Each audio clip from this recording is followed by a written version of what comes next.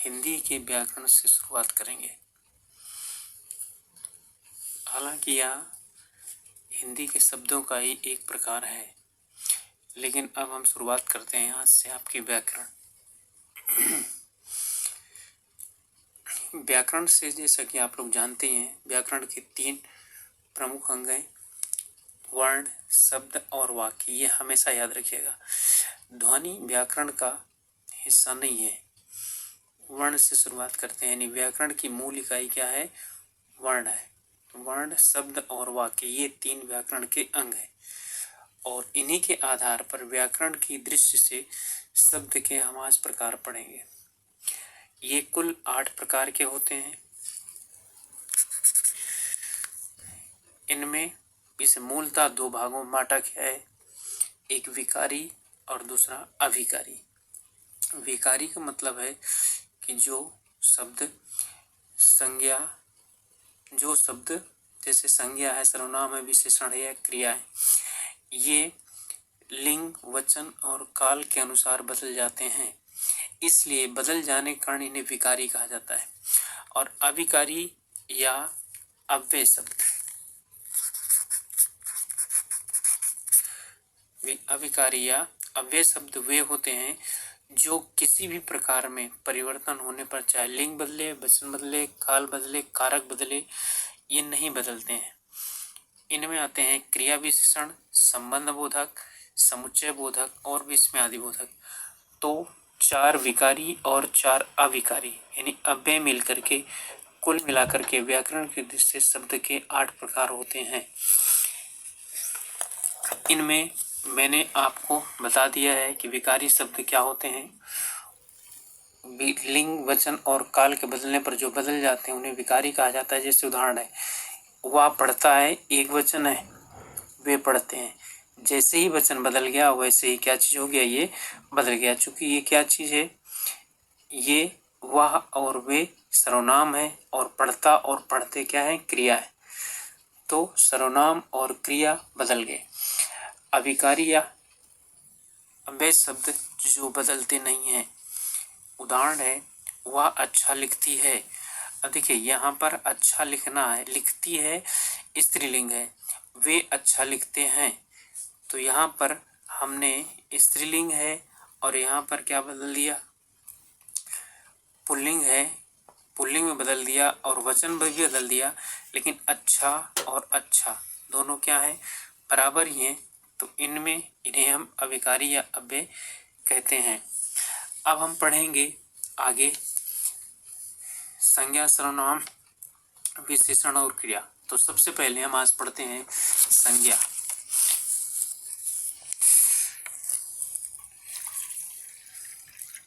जैसा कि आप लोग जानते हैं, संज्ञा जो है सम और ज्ञा से मिलकर बना हुआ है। सम का मतलब होता है सम्यक और ज्ञा का मतलब ज्ञान, यानी कि जो किसी भी विषय पर क्या चीज दे? सम्यक ज्ञान दे, किसी के विषय में सम्यक ज्ञान प्रदान करता है, उसे हम बोलते हैं संज्ञा। तो इसकी परिभाषा आप लोग जानते हैं, किसी वस्तु, प्राणी, स्थान, व्यक्ति, भाव आदि के नाम को, ध्यान दीजिएगा, नाम को संज्ञा कहा जाता है। यानी कि मुख्य क्या चीज है इसमें? सर्वाधिक मुख्य है नाम, यानी कि नाम जहां भी आएगा तो वही संज्ञा होगा। तो नाम और संज्ञा एक दूसरे के क्या चीज है? पर्यायवाची हैं। जैसे मेष, मनुष्य, भारत, रमेश, काला। संज्ञा के 5 भेद स्वीकार किए जाते हैं। पहला है व्यक्तिवाचक संज्ञा। ध्यान दीजिएगा, किसी एक ही व्यक्ति, वस्तु या स्थान का बोध कराने वाले शब्द व्यक्तिवाचक संज्ञा कहलाते हैं। यानी जिससे क्या चीज हो, सिर्फ और सिर्फ एक ही का बोध हो, उसे हम क्या बोलते हैं? एक ही का बोध होता है, उसे हम व्यक्तिवाचक संज्ञा कहते हैं। और यह संज्ञा संपूर्ण विश्व में, कहिए संपूर्ण ब्रह्मांड में एकमात्र ही होती है। जैसे सूर्य है, पृथ्वी है, भारत है, हिमालय है, गंगा है, हरीश है, रामायण है। अब बताइए सूर्य कुल कितने हैं?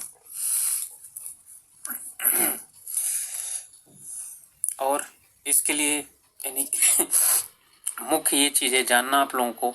ऐसे स्थानों के नाम है, पुस्तकों के नाम है, दिशाओं के नाम है, पर्वतों के नाम है, नदियों के नाम है, सागरों, झीलों, देशों, नगरों, दिनों, महीनों, ग्रंथों, समाचार पत्र पत्रिकाओं, जैसे कि आप जानते हैं दैनिक जागरण कुल कितने हैं? टाइम्स ऑफ इंडिया कितने हैं? पत्रिकाओं, ग्रहों, तारों, नक्षत्रों आदि के नाम को व्यक्तिवाचक, इनके नाम जो होते हैं उस सब क्या होते हैं? व्यक्तिवाचक संज्ञाएं होती हैं। एक बात ध्यान रखिएगा कि जब व्यक्तिवाचक संज्ञा एक से अधिक का बोध कराने लगती है तो वह क्या बन जाती है? जातिवाचक संज्ञा बन जाती है। ध्यान रखिएगा, ये दोनों चीजें ध्यान रखेंगे तो आप बिल्कुल समस्या नहीं आएगी। व्यक्तिवाचक संज्ञा एक होती है, जब ये एक से अधिक का बोध कराए तो क्या जो है? जातिवाचक होती है। जैसे हमारे देश में जयचंदों की कमी नहीं है। जयचंद जो है व्यक्ति का नाम है, लेकिन जयचंद जो है ये धोखा देने वाले लोगों के लिए प्रयोग किया जाता है, इसलिए ये क्या होगी? जातिवाचक संज्ञा होगी। चलिए, अब समझ में आ गया होगा व्यक्तिवाचक संज्ञा। अब हम आगे पढ़ेंगे जातिवाचक संज्ञा। जातिवाचक संज्ञा वे संज्ञा शब्द है जिनसे किसी एक ही प्रकार की अनेक वस्तुओं का बोध होता है। उन्हें अनेक वस्तुओं का बोध होता है और वो एक ही प्रकार की, उन्हें जातिवाचक संज्ञा कहा जाता है। जैसे तारा, ग्रह, देश, पर्वत, नदी, बालक, पुस्तक। देखिए ऊपर मैंने वही लिखा था, ऊपर मैंने क्या लिखा था? सूर्य लिखा था। सूर्य क्या है? तारा है। पृथ्वी एक क्या है? ग्रह है। भारत एक देश है। हिमालय एक पर्वत है। गंगा एक नदी है। बालक हरीश एक बालक है। रामायण एक पुस्तक है। इसी तरह से हम ये समझ सकते हैं कि कौन कौन सी चीजें क्या होती हैं? जातिवाचक संज्ञा बनाती हैं। जैसे संबंधियों, व्यवसायों, पदों और कार्यों के नाम। संबंधियों के जैसे भाई, बहन, माँ, पिता। व्यवसाय है डॉक्टर, वकील, अध्यापक। पदों के नाम मंत्री, प्रधानमंत्री, अध्यक्ष, किसान, अध्यापक, मजदूर, छात्र। ये सभी किसके अंतर्गत आते हैं? ध्यान दीजिएगा, छात्र जो है वो जातिवाचक संज्ञा के अंतर्गत आता है, क्योंकि रमेश, मोहन, सुरेश छात्र हैं, वो छात्र हैं, कुल मिलाकर के एक समूह बनाते हैं। पशु पक्षियों के नाम, कीट पतंगों के नाम, जैसे शेर, मच्छर, मक्खी, गाय। अब जैसे गाय है तो गाय क्या हो जाएगा? या शेर है तो शेर क्या हो? यदि बब्बर शेर कह देंगे तो बब्बर शेर क्या हो जाएगा? वो व्यक्तिवाचक संज्ञा हो जाएगी। प्राकृतिक वस्तुओं और तत्वों के नाम, जैसे वर्षा, बिजली, तूफान, भूकंप, ये सब क्या हैं? ये जातिवाचक संज्ञाएं हैं। वस्तुओं के नाम, मकान, मेज, कलम, पुस्तक, कंप्यूटर, कमीज, ये तो आप लोग जानते हैं। फूलों, फलों, सब्जियों के नाम, जैसे आम है, सेब है, अंगूर है, गुलाब है, लौकी है, ये सब क्या हो गए? ये जातिवाचक हो गए। लेकिन जैसे अब दशहरी आम हो गया तो दशहरी आम क्या चीज हो जाएगा? उसका व्यक्तिवाचक संज्ञा हो जाएगा। सेब है, कश्मीरी सेब, वो क्या हो जाएगा? व्यक्तिवाचक होगा। लेकिन सिर्फ सेब क्या होगा? ये जातिवाचक संज्ञा है। समझ में आ गया होगा। अब आगे हम भाववाचक संज्ञा पढ़ेंगे। भाववाचक संज्ञा किसी पदार्थ की दशा, गुण, व्यापार आदि का बोध कराने वाले शब्दों को भाववाचक संज्ञा कहा जाता है। इनका ज्ञान ज्ञानेंद्रियों के द्वारा ही किया जा सकता है और इन्हें हम देख नहीं सकते हैं। जैसे बुढ़ापा है, कोमलता है, क्रोध है, सुख है, अमीरी है, उन्नति है, ढलान है, दिन है, रात है, सुंदरता है।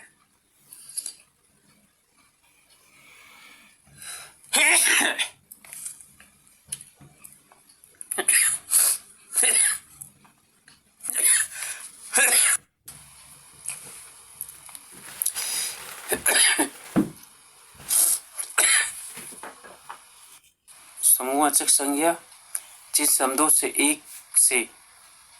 एक ही जाति की वस्तुओं के समूह का बोध होता है, यानी कि समान जाति की वस्तुओं का बोध कराने वाले को समूहवाचक संज्ञा कहा जाता है।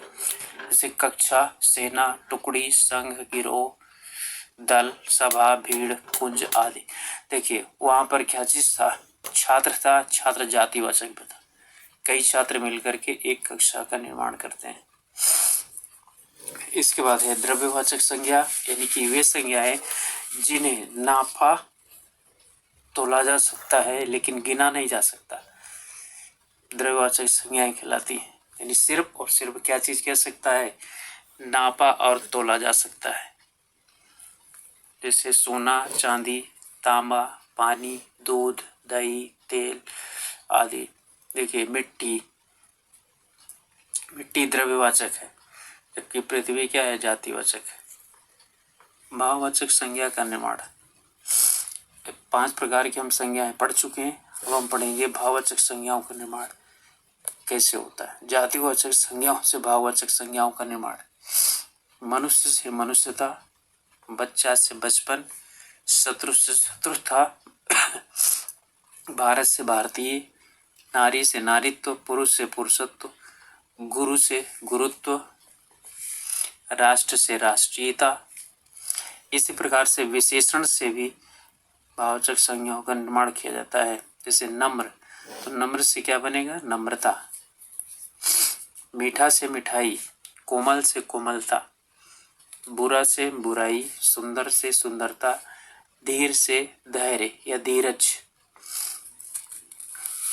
क्रियाओं से भी भाववाचक संज्ञा का निर्माण होता है। जैसे घबराना तो घबराहट, पढ़ना से पढ़ाई, मिलना से मिलावट या मिलान, मिलाप, लिखना से लिखावट। एक छोटी सी नोट है, इसमें जो कभी कभी पूछ लेता है और बहुत इम्पोर्टेंट है, क्रियार्थक संज्ञा। यानी कि जब क्रिया संज्ञा के रूप में प्रयोग की जाती है तो उसे क्रियार्थक संज्ञा कहा जाता है। यानी संज्ञा जब संज्ञा के रूप में, यानी कि कोई भी जब क्रिया हो वो संज्ञा के रूप में प्रयोग हो तो उसे हम क्रियार्थक संज्ञा कहते हैं। जैसे व्यायाम करने से शरीर स्वस्थ रहता है और पढ़ाई करने से चरित्र निर्माण होता है। तो यहाँ व्यायाम करना क्या चीज़ है, क्रिया है, लेकिन यहाँ पर ये संज्ञा के रूप में प्रयोग किया गया है, तो यहाँ क्रियार्थक संज्ञा है। पढ़ाई करने, तो पढ़ाई करना जो है उसके लिए क्रिया है, लेकिन यहाँ संज्ञा के लिए प्रयोग की गई, इसलिए यहाँ पर ये क्या है, क्रियार्थक संज्ञा है। ओके स्टूडेंट, अब हम अगली क्लास में इसी से आगे पढ़ेंगे, जिनमें कि हम पढ़ेंगे लिंग और वचन। ओके, अपना ध्यान रखिए और पढ़ाई कीजिए।